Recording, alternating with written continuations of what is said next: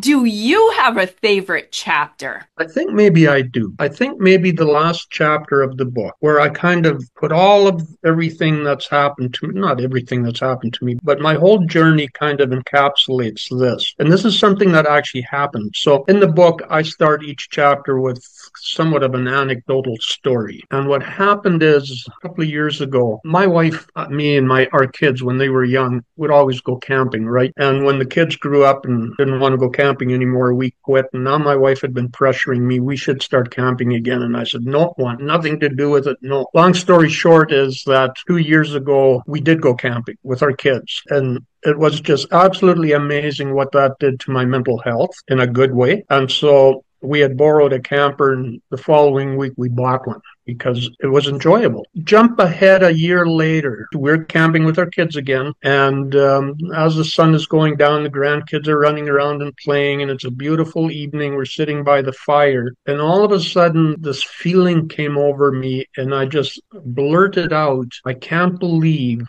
how happy I am." My kids were just their mouth, like they looked at me and went, "Huh?